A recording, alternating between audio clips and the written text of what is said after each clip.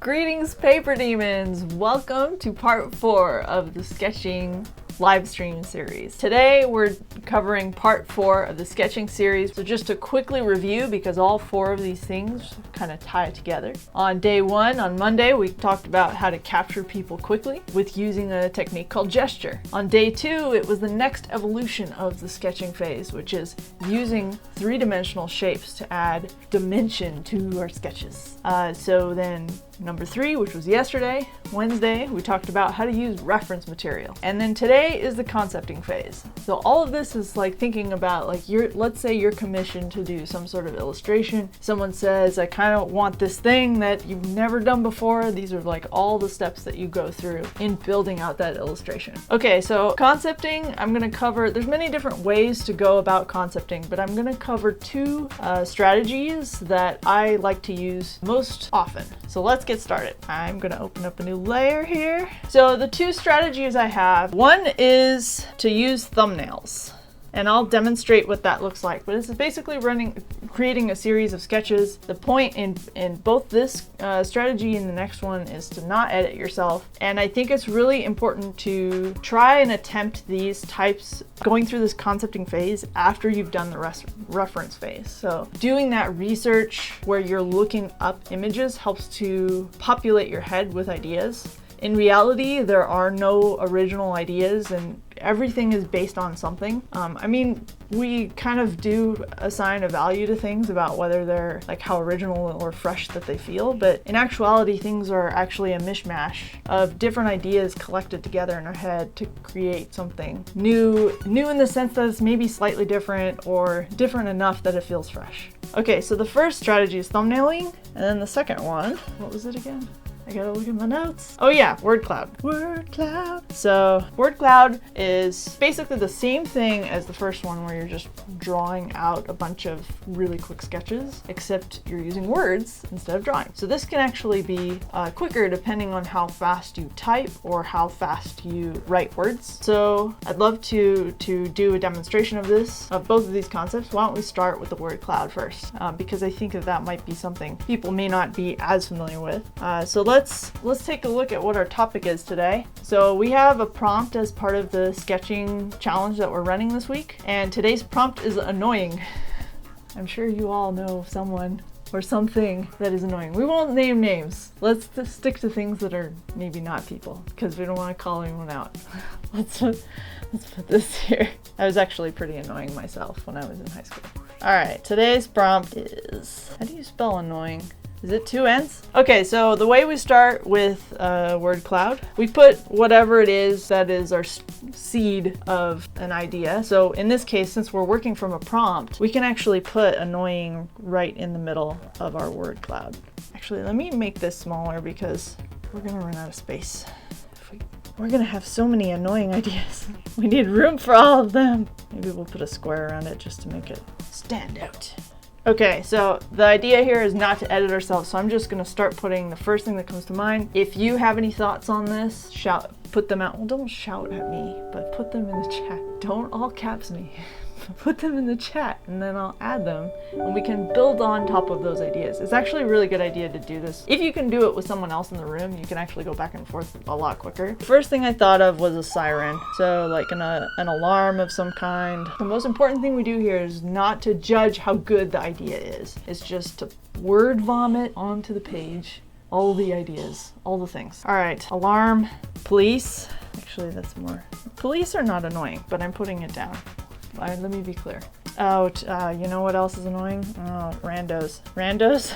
Sometimes randos coming in my stream are annoying. Spam is annoying. God, I hate spam so much. This is gonna turn into a really negative. Why did I pick this topic? Okay, what else is annoying? Okay, teenage me, adult me. I can be annoying too, let's be honest. And actually, as I see this word spam, I am now thinking of smells. My mom used to make hash, and when I used to live with her, oh my God, she used to make hash. I hate the smell, oh my God, it's so annoying. Children are a blessing, but they're also annoying twerps, as I like to call them. Not every child is annoying. What else is annoying? Insects. So I'm just gonna start going through the insects. Grasshopper. A grasshopper I don't really think is annoying, but I'm writing it down because I'm not editing myself. Bees. Bees I think are more scary. I have a fear of bees. It's not as bad as it used to be. I think working in the garden has helped me to overcome that fear. Wasps. Deer. You know, maybe I'll just go ahead and put in that other word that I associate with that thing. Maybe that helps me. I could end up going on a whole nother tangent from this if I wanted. Like, I could start to think of things that I'm afraid of. But I'm not going to do that because I have anxiety and I don't want to feed my anxiety. Self-care. Okay, annoying.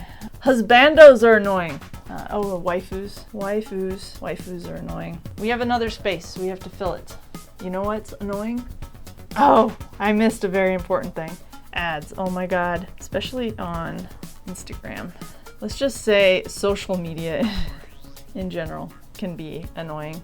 Okay, that's pretty nicely filled out.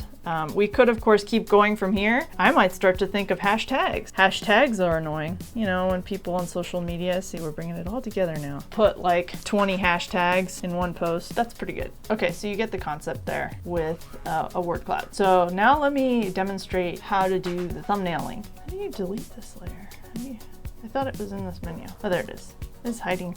So now let's do thumbnailing. Now we can, well, if we wanted to, we could do a word cloud first, and then that can inspire our process of doing thumbnailing, or we could go straight into thumbnailing, whatever. There's no set rules of how you do like a concepting or brainstorming, but these are two strategies that I tend to use a lot when I'm doing an illustration. If I have no worldly clue what to do, the word cloud I think works really well because your brain starts to build more associations and go out, and you can kind of review and circle around and find things that go in many different directions. I think that's still possible too with the thumbnailing. But okay, so how do we do thumbnailing? It's really simple. Just keep these sketches to like a minute or less. They're just meant to be like really small, simple sketches, and you're just supposed to go. Again, don't edit yourself. All right, so the first thing I'm going to sketch a bee because that was one of the things that was sticking in my mind. And then I'm thinking of a bee on a flower. And then I'm thinking this is turning into a very cinematic thing. The bee close up. I don't know what a bee looks like close up, and I'd probably be terrified to see it close up on the flower. But again, we're not evaluating how good these ideas are. We're just vomiting them out, getting them out. Doesn't matter. They're gonna be crap. There's gonna be a lot of crappy ideas in here. It doesn't matter. We keep going. Speaking of crap. Okay, now I'm thinking of a bee wearing a crap hat. Now I'm thinking of a kid wearing a crap hat. Obviously my head is stuck on this idea. Oh, actually, that kind of makes me think of the Tin Man from Wizard of Oz. Maybe a girl like a Tin Man. Tin Girl. Maybe she's a young adult Tin Girl. She probably shouldn't have pigtails. A young adult Tin Girl on Tinder. She's looking for other tin people. Okay, and she's found her tin mate. Maybe she found another tin girl that she liked. Pride, go Pride. And they have a tin family of little tin twerps. Oh my god, this is so cute. Okay, so we started with a bee, and we went all the way to a lesbian couple of tin women with a family of tin twerps. Just love the way that sounds. I'm highly amused by this. Seeing this here, it almost looked like a beaker, like a science beaker, and then my head jumped up again and turned this into a boba drink. Yesterday's stream also went into boba tea. A tin girl a girl made out of tin with a tea hat with tin twerps. Sometimes my brain moves a little too fast. Someone's drinking her. Oh, she's very sad because someone's drinking her tea. It's a twerp! A twerp is drinking her tea. I don't know how this logically, or no, not logistically would work, but that's okay because it's just a concept. This actually made me think of Michael Inman and his oatmeal comics, and I just am imagining a very lethargic person here who's had like way too much boba tea and has collapsed. Like there's none left. And that looks like a turtle. I don't know why all of these things are starting with T, like the letter T, but it's a turtle, a tin turtle drinking tea, a tin turtle drinking boba tea. There you have it, Paper Demons, 2 ways to concept your artwork with thumbnailing and with word association clouds. That's the end of this live stream recording. Would you like to join me live during one of these live streams? Join my mailing list so you can hear about my live streaming schedule. A link is in the description below. Thanks so much for watching and being a part of the PaperDemon community. Don't forget to click like and subscribe.